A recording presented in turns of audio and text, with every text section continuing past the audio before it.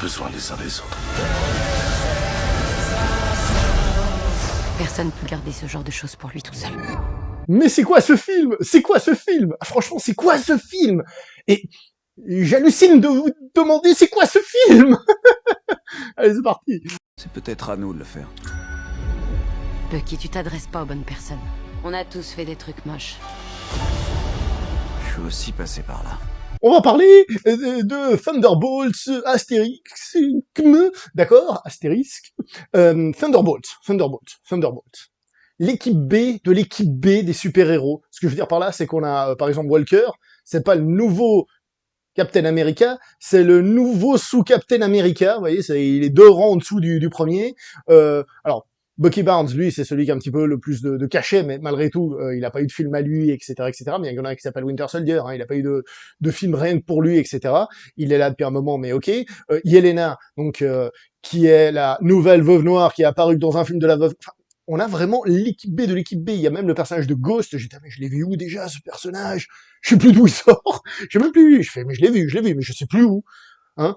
Et je crois que c'est Ant-Man et la Guêpe. Hein. Donc, c'est dire des personnages dont on s'en fout un peu, entre guillemets. C'est-à-dire des personnages que personne n'attendait. Et c'est le principe du film, et chose intéressante, on nous les présente dans le scénario comme des losers, des perdants. C'est-à-dire que, contrairement à beaucoup de choses qu'on a un peu trop dans le cinéma actuel, où les personnages sont trop beaux, trop forts et tout ça, eux, ce sont des losers, ils se considèrent comme des losers, on les considère comme des losers, et des fois ils vont échouer. Et c'est l'un des premiers points forts du film. On va pas parler de développement psychologique, on va se calmer. Mais il y a un aspect, j'ai envie de dire, humain dans le film, un aspect humain dans le film.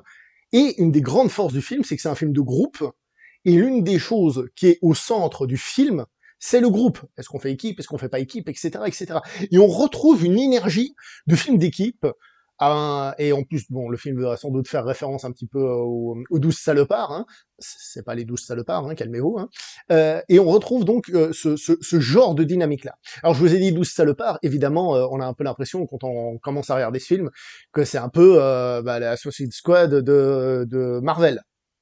Oui, sauf que Suicide Squad, il jouait sur le côté violent, rated R et tout, ça, il le fait pas, le film, hein, donc même là-dessus, ça partait pas très très bien. Et pourtant, comme j'ai dit, ce film, alors, dire qu'un film Marvel a une âme, c'est un peu fort, hein, on est d'accord, mais on va dire qu'il y a un début d'âme, il y a un petit quelque chose dans ce film qui l'accompagne. Le film, alors, je vais pas spoiler l'intrigue globale, que les choses soient claires, mais je vais quand même vous indiquer les trucs qui sont dits au tout début. Vous savez que DC prépare la sortie d'un nouveau Superman, pour lancer enfin un univers, parce qu'ils ont déjà essayé, ça fait 20 ans qu'ils ont de retard, et là ils essaient de lancer un univers alors que Marvel est un peu en train de... C'est peut-être le bon moment, mais en même temps, les films de super-héros, peut-être que... Enfin bref, je comprends rien, cette industrie à ce niveau-là.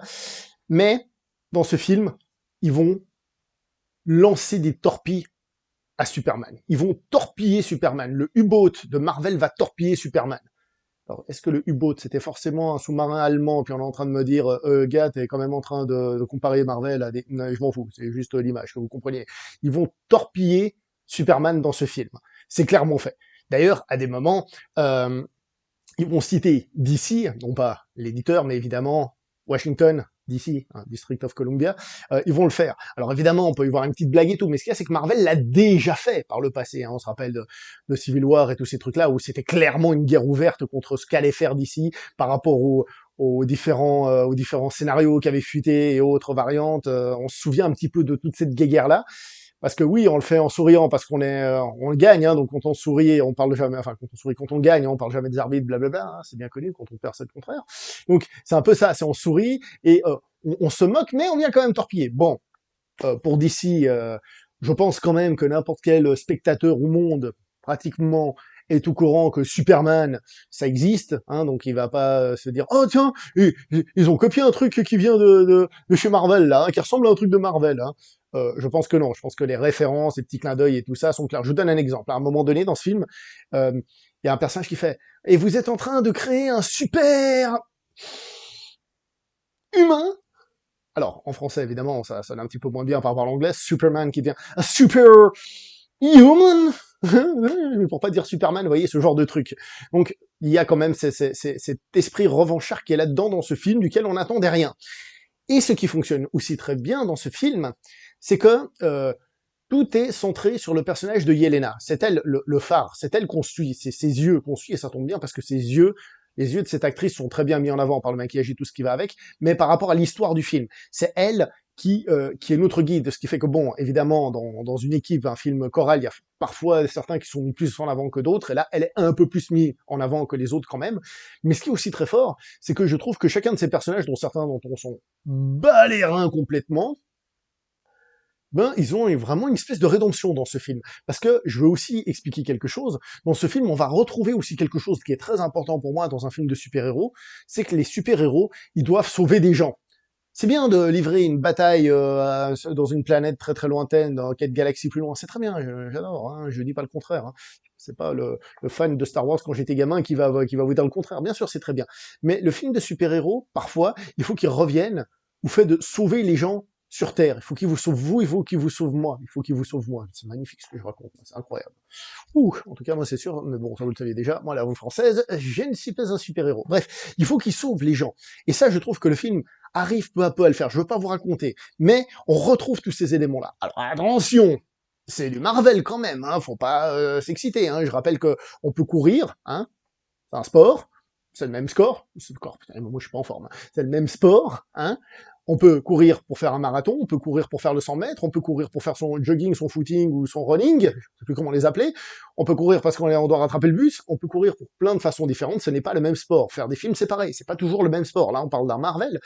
Et même là, même côté réalisation, bien que le mec qui a fait ce film, c'est clairement un yes man, hein, faut pas se mentir, il y a, par exemple, une première scène de combat, alors je sais même pas si c'est lui qui l'a dirigé, mais bien que ce soit de dos, une doublure, que c'est pas le meilleur cadre avec la meilleure image possible, tout ce qui va avec, on a quand même sur un plan un enchaînement, pam, pam, pam, pam, de coups complets avec la projection et tout ce qui va avec. Ensuite, on a un deuxième plan qui est vu d'en haut, vue zénitale, comme on dit, de haut en bas, et donc on voit les personnages qui se battent, et on voit l'ombre, parce qu'il y a une lumière, ce qui fait qu'on a la traînée d'ombre par terre. Je m'explique. Donc, hein, là vous êtes en train de regarder de haut en bas, là je suis couché, d'accord? Vous avez les personnages qui sont en train de se friter ici. Et l'ombre projette ici, et on a l'impression qu'ils sont de face à face. Donc on a la vision du dessus et la vision face à face. Incroyable! Non, pas incroyable, parce que parfois la lisibilité du combat, là, elle est pas bonne, ou là, elle est pas bonne. C'est pas révolutionnaire, c'est pas le truc de ouf ultime, mais il y a quand même une petite ambition, qui se perd à des moments, quand même, hein. Des fois ça devient plus Marvel passe-partout classique, hein, qui n'est pas le plus dégueulasse hein, des mises en scène de combat et tout ça qu'on n'ait jamais vu. Mais il y a ce petit grain de temps en temps, et tu fais, eh ben, donc ça commence comme ça, pourquoi pas. Hein. D'entrée de jeu, moi, c'est la référence au Superhuman, et ça, je me suis dit, oh, le film, il a un petit truc. Et je vais encore dire des trucs, mais bon, après, évidemment, la musique, on s'en fout et tout ce qui va avec, mais ouais, le film arrive à redonner un truc à ses personnages. Mais ah oui, je vous disais, on est dans un Marvel quand même. Par exemple, il y a un moment donné, il y a des personnages qui se mettent dos à dos, comme ça, pour grimper le long de quelque chose. Ça, c'est un truc qu'on voyait dans la série Batman des années 60, vous voyez. Batman des années 60, c'est une série particulière, avec du second degré. Là, ici, on est dans Marvel, et faire ça, bon, bah, ça colle quand même vachement moins, tu vois. Mais ça y est, il y a un moment donné, ils doivent traverser plusieurs salles, je vais pas vous en dire plus, ils doivent traverser plusieurs salles, chacun de leur côté, et évidemment, ils se retrouvent tous dans la même salle au même moment où ils font...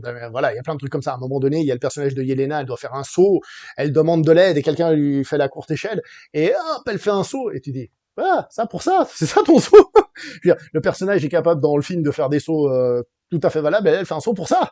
Mais c'est nul. Tu dis, ah ouais, là c'est nul. Oui, j'ai bien compris l'idée du travail d'équipe. Mais là, pour le coup, c'est nullissime.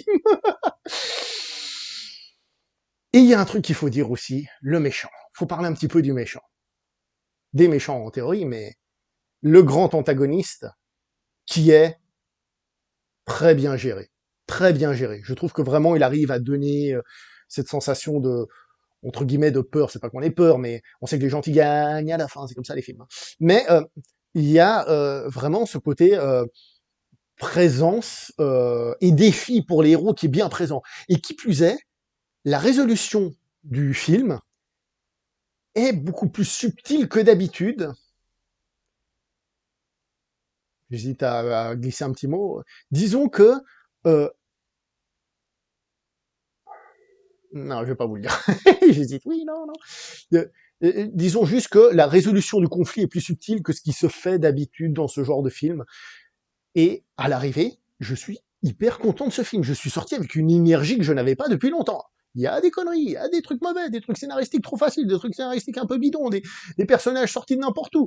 Il y a même un personnage que j'ai déjà vu sur une affiche et qui d'ailleurs au générique de fin est cité relativement tôt, mais son personnage, il apparaît, enfin le personnage plus, mais le, la personne qui l'incarne doit apparaître à peu près 1 seconde et demie à l'écran. Le reste, c'est une doublure informatique, mais et tu dis ah ouais, ça mérite d'être aussi bien placé dans le générique.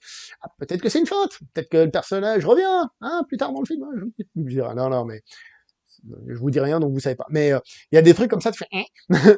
Mais oui, le film a des défauts, mais je trouve qu'on retrouve avec ce film une petite sève de Marvel, parce que on revient à un côté outsider. Marvel est un peu perdu, ils essayent de faire des nouveaux Avengers, machin, truc bidule, ils savent pas trop où ils vont. Et là, on retrouve d'une certaine manière une certaine sève. Alors, il y a juste le soldat de l'hiver, Monsieur Stan, qui, qui j'ai trouvé un peu en dessous. Un peu en dessous, non pas que l'acteur soit pas bon, mais justement, alors que c'est le personnage, je parle, et puis même l'acteur peut-être, non, je pense pas, je pense que Mademoiselle Pugh est quand même, est plus côté, enfin je sais pas, faudrait voir, mais bon, bref, c'est un acteur qui est quand même plus ou moins côté, et surtout dans le MCU, là, on sent que son personnage, c'est pas le plus intéressant, et lui-même est pas le plus intéressé. Oh, au passage, il a quand même dù se faire un méga kiff, le salopard, hein. Il a dû se faire un méga kiff. Il y a une scène où le monsieur se permettre de se refaire un Terminator 2, tu fais, toi je t'aime pas, toi je t'aime pas. Ouais, il y a une scène, vous savez, les easter eggs, normalement, c'est des easter eggs circulaires, c'est-à-dire on se fait référence à nous-mêmes pour dire qu'on est génial nous-mêmes et qu'il faut voir les films de nous-mêmes parce qu'on est trop beau nous-mêmes et on fait ça, d'accord? Ça c'est ce qui se fait beaucoup à Hollywood.